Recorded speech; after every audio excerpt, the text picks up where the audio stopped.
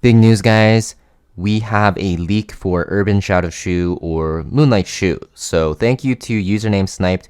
Found this on the Epic 7 subreddit. He basically, or she maybe, found all the stats, skills, and even the imprints and scalings of all her skills on like for ratios, right? So these are going to be her stats when she's fully awakened and leveled.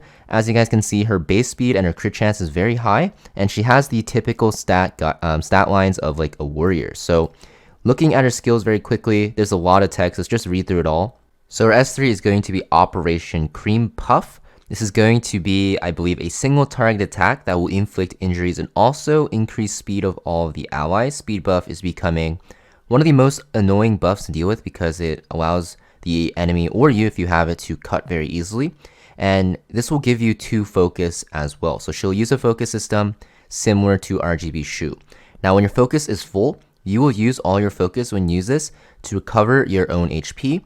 And a successful attack will also deal additional damage equivalent to 60% of the injuries inflicted on the target.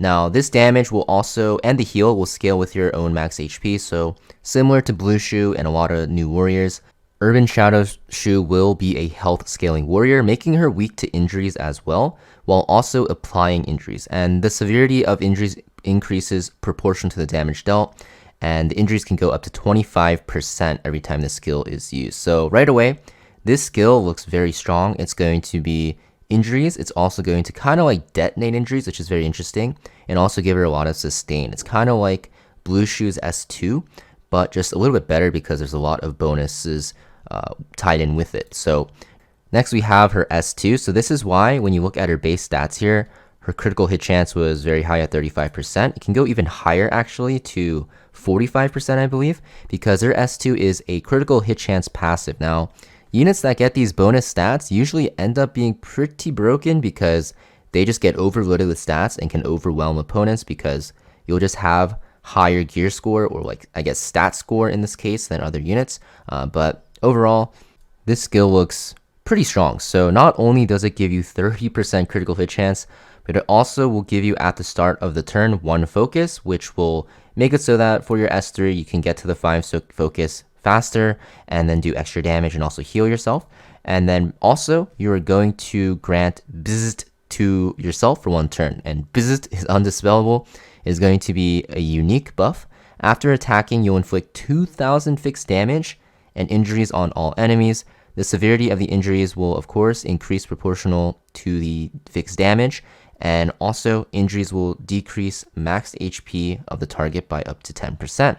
So this is basically what Moonlight Kayron wanted to be, but better, because Moonlight Kayron has that fixed damage on his S3, but you can probably get 5 of these off on ML Shoe before you can ever get that off on ML Kayron. And also ML Kayron, because he's a thief, his stats are trash compared to Warrior Shadow Shoe. So yeah, ML Shoe is just going to be a way better option than ML Kayron. I think they kind of did ML Kayron players dirty because yeah, this just looks like it's way better because you get the fixed damage every turn, you get injuries, you also have just way better stat lines because you are a warrior. Warriors are just super broken. Now, besides that fact though, this does look pretty insane. Basically every time you attack, you're just doing 2,000 fixed damage, which is already insane to everyone, which is crazy.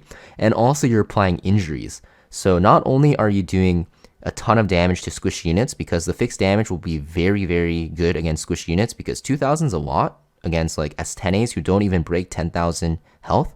This will stack up very quickly, but you're also applying injuries against units that are very tanky. So she'll be very good into units that scale with health because of her S3 of inflicting injuries and because of her S2 as well.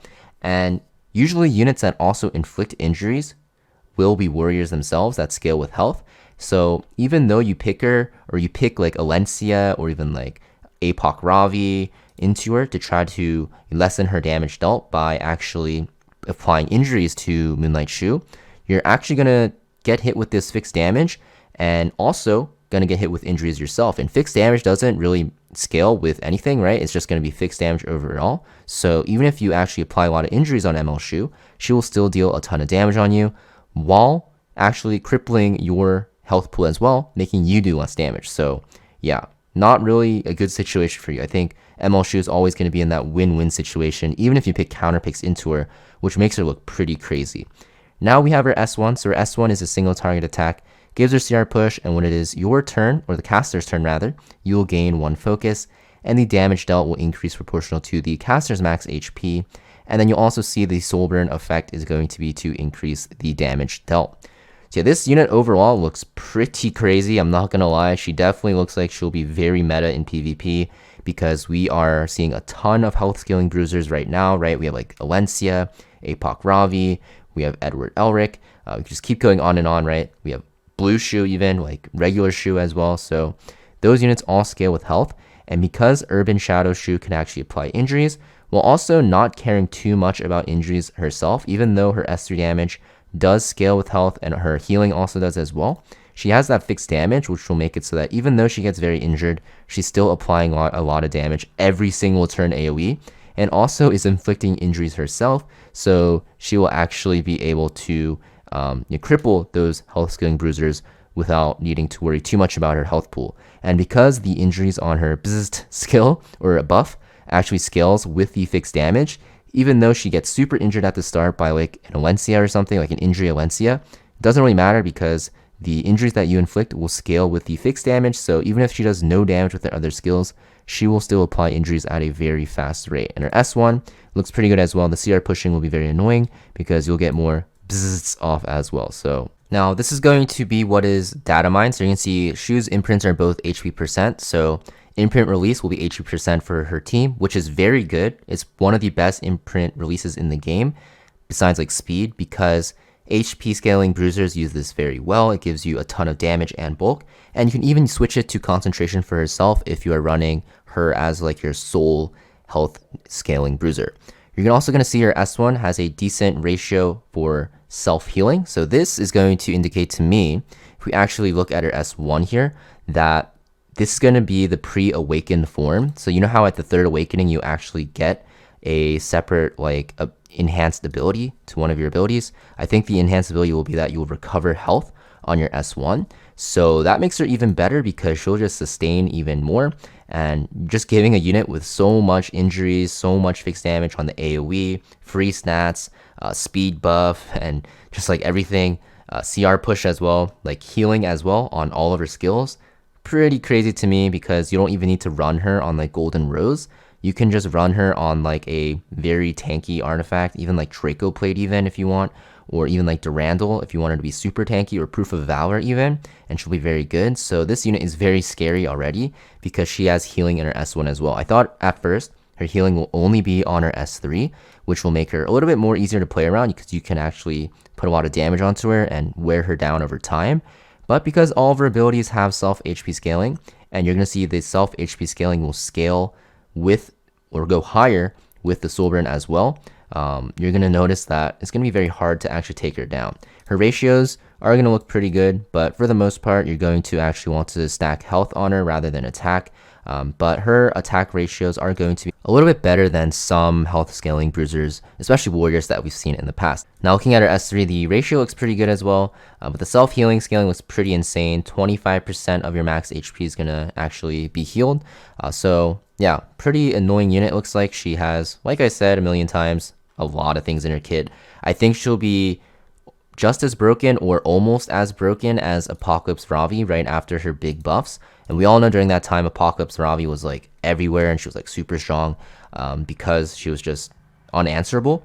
And I think Urban Shadow Shu doesn't really have any good answers besides like Cleave. I think Cleave will be very good for or against Urban Shadow Shu because of the fact that, you know, she probably doesn't have anything to stop Cleave looking at her kit. But if you do put her on counter set, maybe she'll be able to stop Cleave as well. Because from what it looks like, if you counter with this bzz spell or buff, you'll actually apply this as well. So not too sure how Cleave will fare against her, but she looks like against standard team comps and slow team comps, she'll be extremely powerful and extremely annoying to deal with.